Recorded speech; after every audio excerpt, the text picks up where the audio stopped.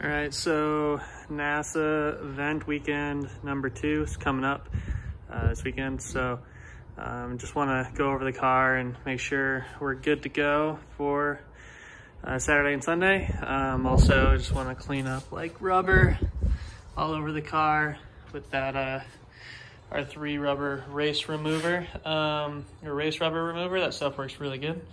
So do that. There's a couple of like cone marks from autocross, and then these things were actually like corrugated plastic, just because I didn't have the right thickness ABS. So I'm gonna remake those in ABS, and then I hit my end plates on a cone and they both exploded, so just got to remake those. And yeah, just do nut and bolt check on all the suspension pieces, throw the diffuser back on. Here's my ABS stash pile. All right, so working on a permanent fix for this guy so the bracket doesn't slide at all. It only happens under intense load with huge sticky tires, but yeah, I just want to not have to worry about it anymore. So basically, I was talking to Alex and got some of these roll center pins or tension pins and just a drill bit to basically drill a hole through the inner metal bushing and the knuckle itself, and then I'm actually going to put it through this bracket as well, so then nothing can move. All right, so this is what I did. I ended up drilling, I took the bracket off and I drilled through half of the knuckle and then half of the metal bushing on the inside. And I wanted to make it so this bracket definitely couldn't move, even you know, if the bolt loosened up. So I ended up drilling a hole through the bracket so this pin could slide through it. And I was a little off, obviously, but then I put it on and then drilled through this side. Let's see if you can see it. So I drilled through this side with it installed, so then that was a super tight fit. So it's super tight fit on the back, and then it's a tight fit all the way through the middle of this bushing as well. So now even if this bolt was to come loose, instead of just being held on by pinch and bolt strength, this pin will keep it from being able to shift, because it always shifts this way. So yeah, so I think it should be dialed. Got everything tightened up. Probably just gonna have to double check alignment, but yeah, check off the list.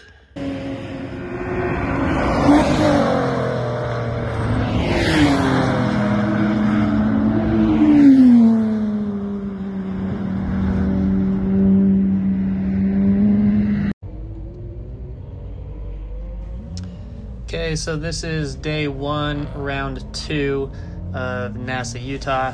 We are on the East Track. It has been quite some time since I've been on the East Track. I think it was probably around 2 years ago. So yeah, just looking to get comfortable again.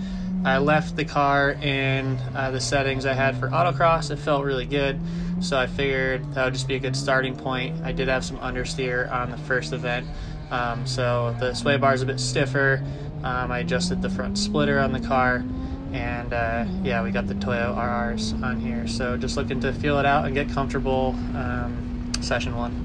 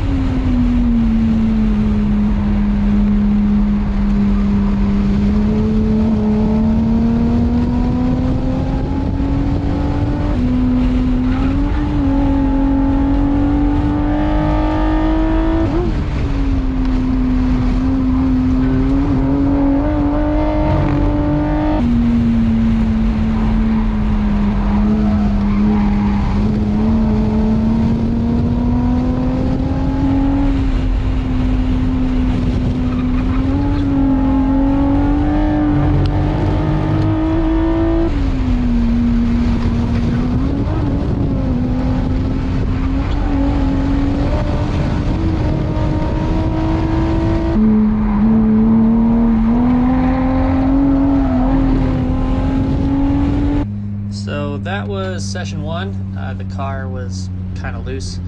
I definitely had a few scares, or actually that was session 2. Session 1 I have the GoPro set up, but I ran these first 2 sessions the same basically, and yeah, I just didn't have a ton of confidence in the car. I ran an okay lap time. It was a 1:43.3, which the last time I ran was a 1:50, so yeah, it was good, but I knew there was more time in the car, so I went to make some adjustments and head back out.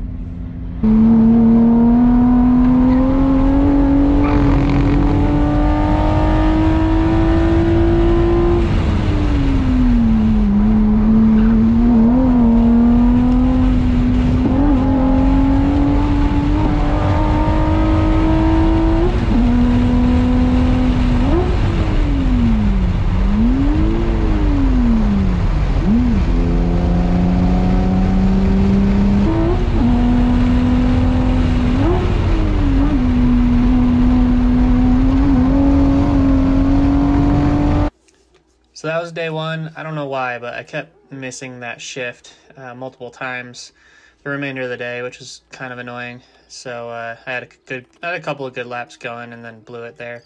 But yeah, pretty happy with how day 1 went. I got some newer rubber on the front and softened the rear sway bar, and the car felt way better, so I was pretty stoked on that.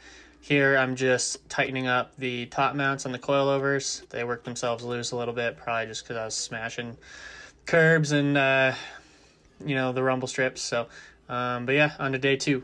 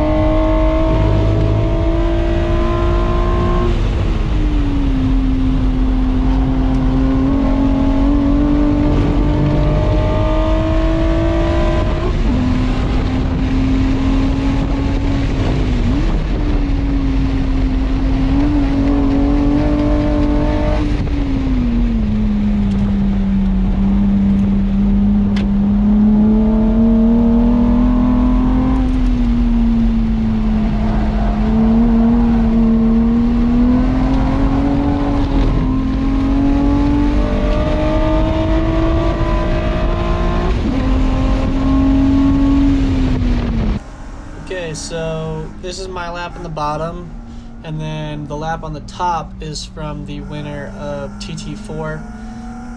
He is running some Hoosiers this weekend. I beat him last event, but he got me this event. But he sent me his lap video to compare, and it was definitely super helpful. Up through here, we were pretty much spot on. So yeah, I was pretty stoked looking through. I think my car has overall less grip, so it looks like I was kind of on the edge a little bit more than he was, but I did notice this corner is where I really started to go wrong. I would just over brake, and he pulled quite a bit of time on me right there. So that's something for me to work on in the future. Coming into the attitudes, we had a different perspective.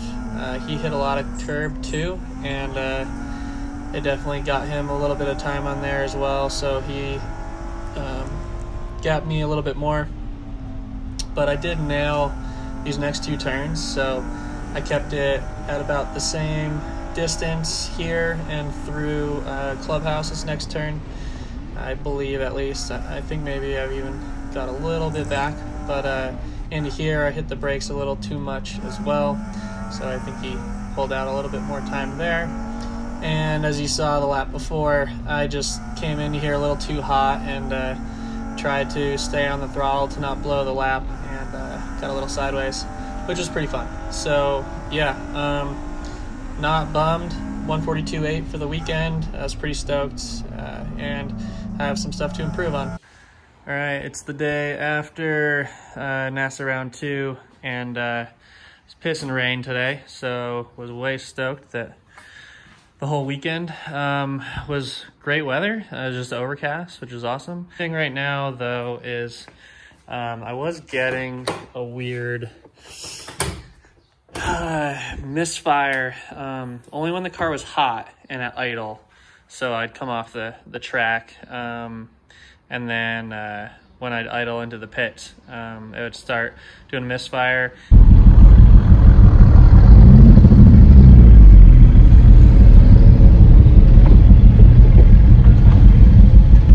At first, I finally got it to read which cylinder it was, and it was 4, and I swapped the coil and I put all new spark plugs in it, and it seemed fine at first, but then I started to get a little bit of a misfire again, but it isn't enough to register which cylinder it is. So right now the plan is just to start the car, get it up to temperature, run a compression test, and just see what that turns up, so I can just start ruling things out.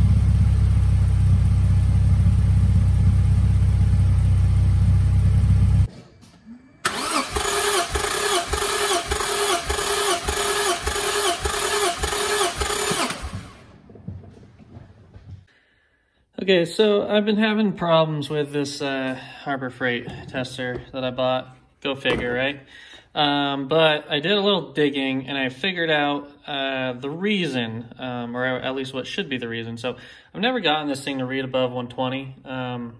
Every single engine I've tried, it's supposed to be 120, 120, and I was like, I don't know, maybe it's just because we're at elevation here at like 4,500 feet, but the 2GR should be, I think, closer to 200, if not above 200, just since it's like a NA higher compression engine. So I was just like kind of struggling with it, but I did some research and I rented this one just from AutoZone, and I figured out what I think is the reason. So in the gauge itself, there's a Schrader valve. So then it holds the pressure so you can get the reading. However, the issue is it's at the valve. So then basically when you turn the car over, the pressure's got to go through this whole tube until it gets to here. And then every time piston goes back down and it goes to the exhaust stroke, this is going to be empty again. So then again, it's got to go all the way through here before it gets to the tester. So basically this thing is never primed, and that's a lot of tube. So on the AutoZone one, this thing has a valve right at the end where it attaches to the engine. So basically this thing should be primed the whole time. And then, you know, the gauge will read accurately, because every time the piston comes up, you'll get the full reading after it's been primed the first turn of the engine. So yeah, let's see if this goes better. Granted, now my engine's probably cold, but all the plugs and the coils are off, so I'm just gonna test it like this, and hopefully it's drastically different, and then maybe I'll warm it up and do it again.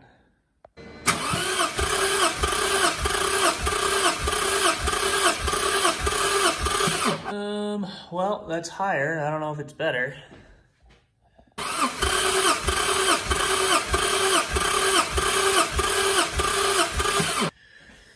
Well, that one is 150 also.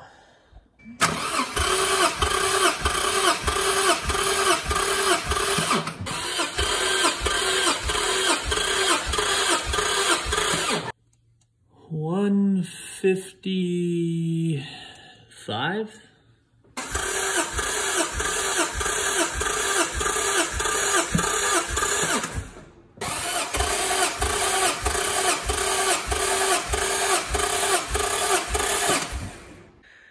Okay, so just did the compression test, and and ended up being, so these were like the numbers with the Harbor Freight tester with the valve in the wrong spot. So 120, 115, 120, 119, 115, 118. And the numbers are pretty much the same as far as difference, but they're higher, not a ton higher. So, I mean, obviously different gauges themselves can read differently, but I got 155, 146, 154, 150, 144, and 149. So yeah, there's a little bit of difference, not, you know, insane. So 155 to 144, I think that's less than 10%. So yeah, not the best thing in the world, maybe not the worst thing in the world. I'm at 4,500 feet, so I'm gonna do some math here and figure out probably where we're supposed to be and how much elevation affects that. All right, looked up the factory Toyota manual, and basically it's supposed to be 189 in like a perfect engine, but it said it's acceptable down to 142 as long as there is a 15 PSI or less difference between the cylinders. And I'm at altitude, I'm at about 4,500 feet above sea level. Some basic numbers that are out there says that I should multiply, you know, the factory number by 0.88 to get where I should be around. So factory number is 189, that brings it down to, I think it said it was 166. I'm getting like my worst is 144, my best is 155.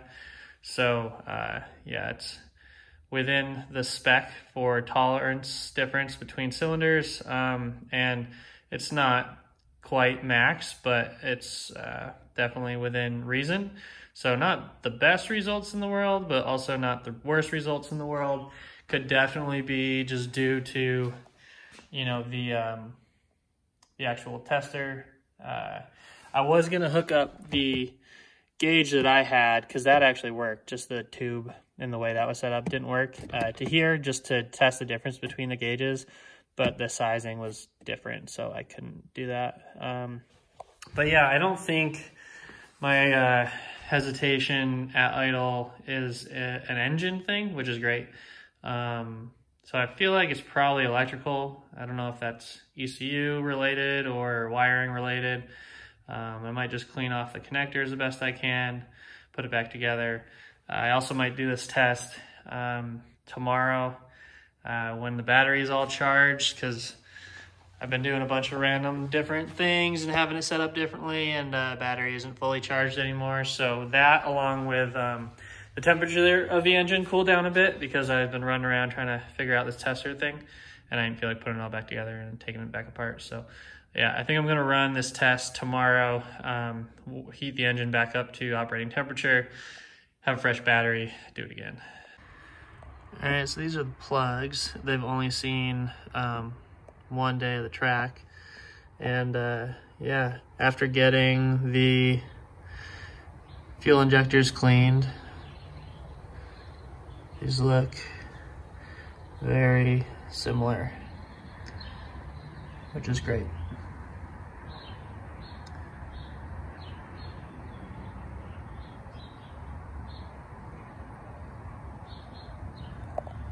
Cylinder 2, hot.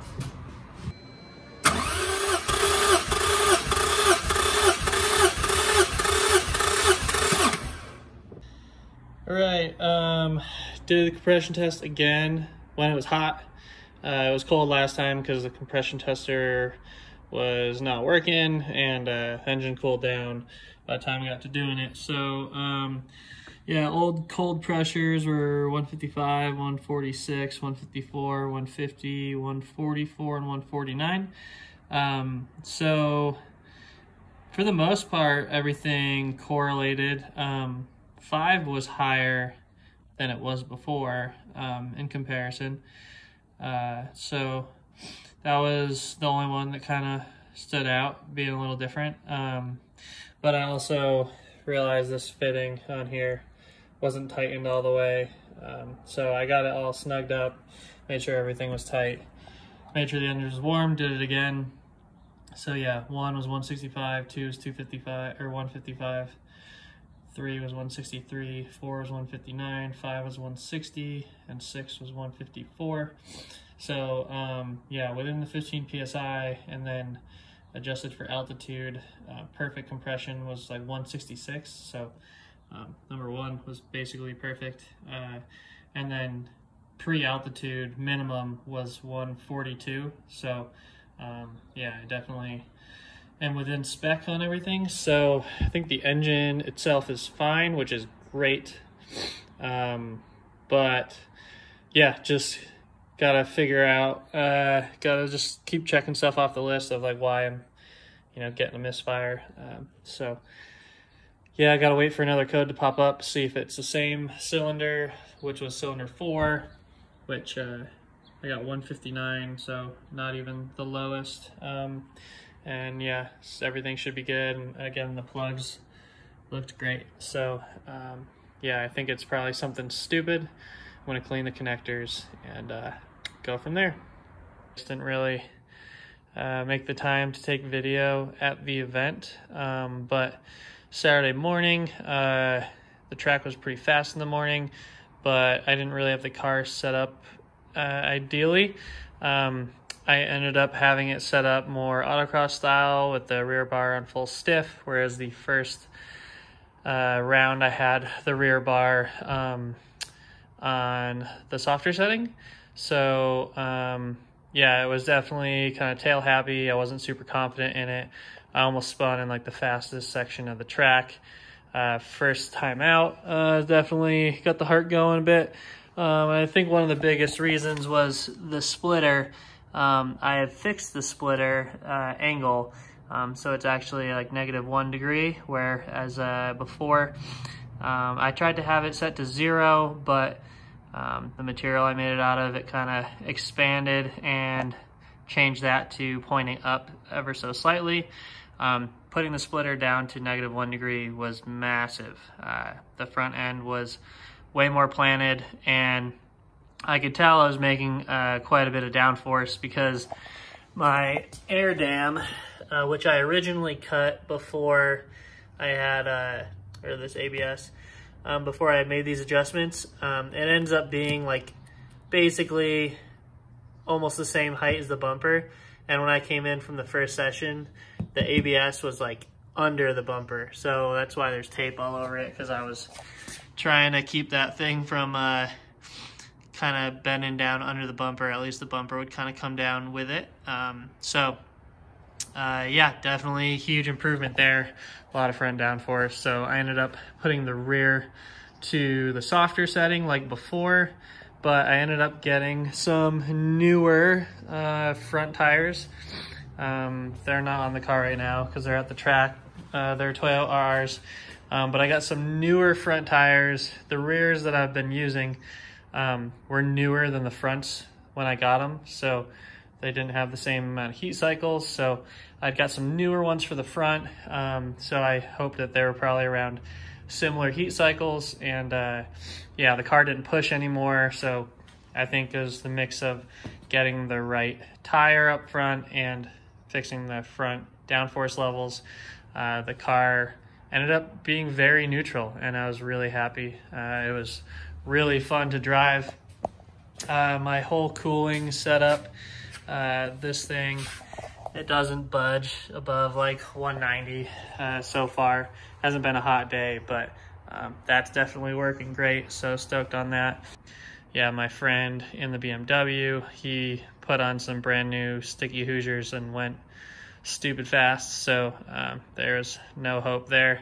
He actually extended how much he beat me by from last event, which was a little frustrating, but you know, do what you can. Things I realize, Fortunato, which I didn't know, pays out for NASA and SCCA events. So if you're running Fortunato coilovers, look it up on their website, take advantage of it. So that's why I've got that sticker on there now, and pretty stoked because from the first 2 weekends, I've got, what, 180 bucks in Hawk, basically money, so I can get some brake pads, and then I got 700 bucks in Toyo tires. That's 2 rear tires and 275. So hopefully I can get 2 fronts with maybe like 1 more event, because they're a little cheaper, and get a set of stickers for mid-season, so that would be sweet. So yeah, I guess the ridiculous stickers have been worth it, but I definitely missed out on some money with Fortunato, which kind of a bummer, because I'd have like 600 bucks and money towards coils or parts or whatever, or rebuild. But now I've only got 100 bucks from this weekend. But still better than nothing. My, see if you can see it, the pin job on my Wilhelm Raceworks geometry kit was great. Nothing moved, so that was huge. And actually I just got his updated brackets in the mail. He just sent these out to me to replace the original ones, so pretty stoked on that. Basically they have this new flat flange here, so I don't know if we'll be able to see, probably not. On the front side of the control arm, there's a casting mark and outcropping, and this flat spot will just fit right against it, so it won't allow these to rotate. So yeah, just a nice little simple update there. And yeah, he just sent these out to replace my old ones, so that'll end up going on the car. And I haven't done the testing like I wished I have done at this point, with like aero on the car and stuff. Just, you know, gotta do what you gotta do, life happens. I had that side gig, but anyway, I did realize that I needed more rear downforce, just because I got the front downforce working really good with the splitter adjustment. So I ended up going up 1 more notch on the wing from what I traditionally run on the track. So going from the middle setting to 1 more up. And then when I was driving, I noticed the end plates here were just shaking like crazy, and then the wing was shaking pretty bad too. And that's kind of a telltale sign of air separation and turbulence. So there was too much wing angle, and yeah, I came in, I ended the session early because the car didn't feel awesome, and I could just see that stuff shaking. So I came in and reduced it down to wherever it's at now. This is the most I can get before getting airflow separation. So it does have a little gurney on. Actually, let me measure this real quick and see what wing angle we're at. So I just measured the wing. Looks like it's at about 9 degrees of angle of attack. So that was my weekend. Pretty successful. Was pretty happy with how it went. Still learning stuff, and got these sweet photos, so I'm just gonna let these play out. Until next time, thanks for checking it out.